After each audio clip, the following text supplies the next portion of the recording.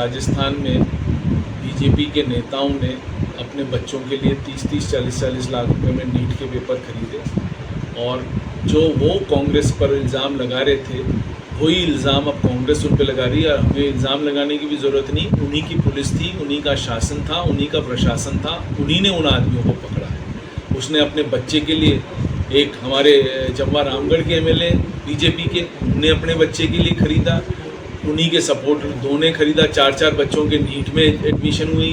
खंडेर नगरी चौपट राजा क्या चल रहा है आज? एनटीए है, एनटीए गवर्नमेंट बॉडी तो है नहीं, जो नेशनल टेस्ट हाउस जो एजेंसी बना रखी है वो गवर्नमेंट बॉडी तो है नहीं। It is registered under a cooperative society, वो कोऑपरेटिव सोसाइटी है, सब बीजेपी वाले उसमें भरे हुए हैं, एग्जाम दिला रहे हैं। तो ये तो देर नगरी चौपट राजा है, वो तो सब जगह से चीटिंग हो रही है। इन बच्चों का 23 लाख बच्चों का आपने भविष्य अंधकार में कर दिया। इसके लिए कौन जिम्मेवार है? कोई जिम्मेवार है तो वो अपना कम से कम इस्तीफा तो दें। इस्तीफा देने के लिए तैयार नहीं है ये बीजेपी वाले। क्या करेंगे हम? इन बच्चों का क्या करें जिनका भविष्य आपने अंधकार में कर दिया? वो बच्चियां रो रही हैं फोन टेलीविजन के ऊपर, सोशल मीडिया पर कि हम 2-2 साल से कहीं बाहर नहीं गए, कोई पार्टी नहीं करी, हमारे पेरेंट्स बाहर नहीं गए। इसके लिए कौन जिम्मेवार है? जो जिम्मेवार है वो इस्तीफा दें, जिन बच्चों के लिए जो खिलवाड़ करा है। हालत बहुत ही ज़्यादा खराब है। अब देखिए, अब आपके पहले क्या कहता, कोई दिक्कत नहीं है। 2 महीने पहले, चुनावों से पहले तो कोई दिक्कत नहीं होती, चुनाव हो जाते हैं उसके बाद प्रधानमंत्री अनाउंस कर देते हैं पेट्रोल डीजल के प्राइसेस बढ़ा दिए। अब आप कह रहे हैं सोना मत खरीदो, अब आप कह रहे हो बाहर ट्रैवल मत करो। खुद ट्रैवल कर रहे हैं बाहर, उसका कोई लेना देना नहीं। कभी चीफ मिनिस्टर कहता है मैं तो 2 गाड़ियों से घूम रहा हूँ, और चीफ मिनिस्टर दर्शन करने के लिए, भगवान जी के दर्शन करने के लिए हेलीकॉप्टरों में घूम रहे हैं, कहीं हेलीकॉप्टरों स्वेरिंग इन सेरेमनी में जा रहे हैं। तो इसमें क्या डीजल पेट्रोल खर्च नहीं हो रहा है? 2 महीने से मैं तो कई दिन से आपको कह रहा था, ये तो मैंने दिसंबर में कहा था कि दिसंबर से वेतन नहीं मिलेगा। अब म्यूनसिपैलिटीज़ में वेतन 2 महीने से नहीं मिला है, ना अप्रैल का मिला है ना मई का अभी तक मिला है।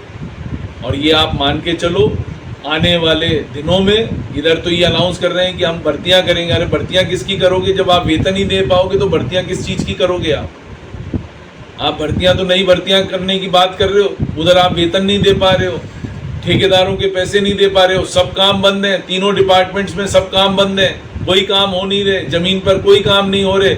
इस साल के जो बजट अनाउंसमेंट्स हैं उनमें अभी तक रोडों के टेंडर नहीं हुए। पिछली साल के जो टेंडर हुए थे उनके काम शुरू नहीं हुए क्योंकि पैसे ही नहीं।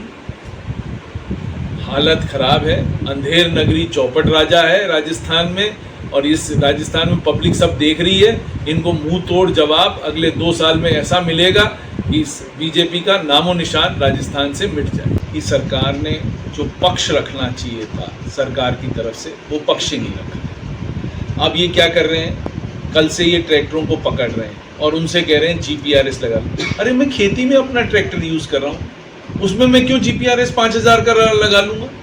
मेरी टोटल यहाँ पर ईस्टर्न राजस्थान में ज़मीनों का रकबा इतना कम है, मुश्किल से 4-4, 5-5 बीघा ज़मीन है। मैं साल के 1-1.5 लाख रुपए कमाता हूँ, उसमें से 10% अपना खर्च कर दूँ GPRS में। GPRS मैं क्यों लगाऊँ यदि मैं अपनी खेती के लिए यूज़ कर रहा हूँ? जो लोग उसको कमर्शियल यूज़ में कर रहे हैं उनके GPRS लगाएं तो समझ में आता है। जो खेती वालों पर को पकड़ के पुलिस GPRS लगवा रही, क्या तरीका है, समझ में ही नहीं आ रहा। ये देखिए, सुप्रीम कोर्ट ने जो ऑर्डर दिया है, यदि राजस्थान सरकार उसका पक्ष ढंग से रखती तो ये हालत ही नहीं होती।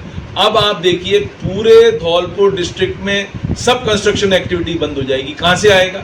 यानी रेत हमारे सामने पड़ा है, हमें सिंध से रेत लाके मंगाकर और अपना घर बनवाना पड़ेगा। भाई क्यों?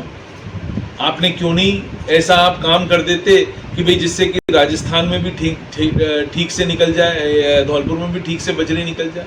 कोई सुनने वाला ही नहीं, कोई समझने वाला ही नहीं। कई बार कह दिया पक्ष ढंग से रखें, पक्ष ढंग से रखा ही नहीं सुप्रीम कोर्ट ने।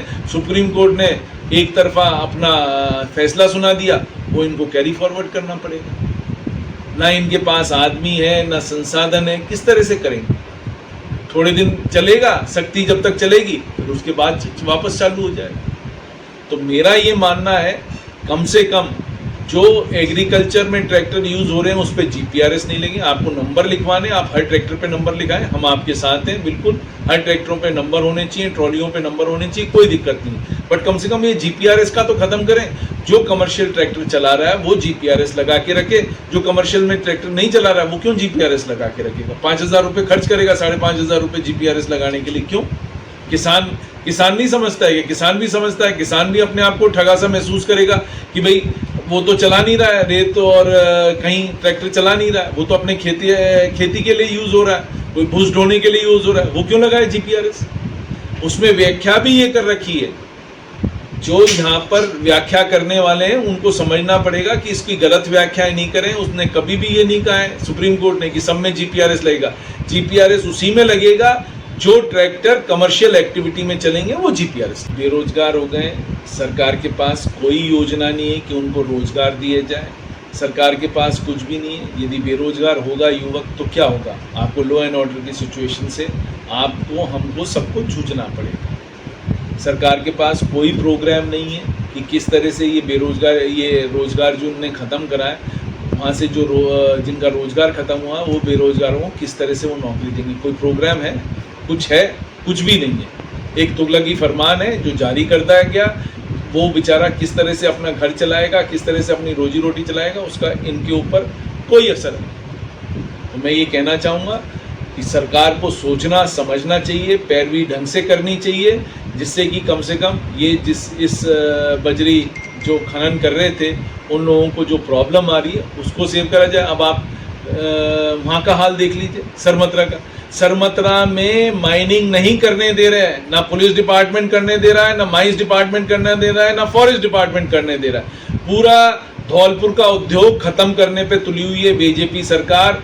कोई धनाधोरी नहीं है, कोई पूछने वाला नहीं है। यहाँ कुछ जननेता हो गए जिनका वेस्टेड इंटरेस्ट हो गया है, वो वेस्टेड इंटरेस्ट से धौलपुर की माइनिंग खत्म कराने में लगे हैं भरतपुर वाले। सीधा मेरा आरोप है भरतपुर के राजनेताओं पर कि उनकी वजह से धौलपुर में माइनिंग खत्म हो रही है। यदि वो चाहें तो धौलपुर में माइनिंग चालू हो जाएगी, वो नहीं चाह रहे, नहीं तो 1-1.5 साल का इंतजार और कर लें, फिर तो हम चालू करा ही देंगे। और जिनने ये काम कराया उनके खिलाफ इंक्वायरी भी कराएंगे कि ये क्यों कराया। सोलर लगवाएं और बिजली के बिल से मुक्ति पाएं। स्काई वे एनर्जी प्राइवेट लिमिटेड कंपनी लेकर आई है उच्च गुणवत्ता वाले सोलर प्लांट्स जो आपके बिजली बिल को जीरो करने और कम करने में मदद करेंगे। साथ में आपको दिलवाएंगे केंद्र सरकार से 78,000 रुपए और राजस्थान सरकार से 17,000 रुपए तक की सब्सिडी, ताकि आप कम लागत में लगवा सके अच्छा सोलर प्लांट। धौलपुर जिले में अब तक हमारे 700 से अधिक संतुष्ट ग्राहक, तो देर किस बात की, आज ही आप भी लगवाएं सोलर रूफटॉप प्लांट और बचाएं बिजली का बिल।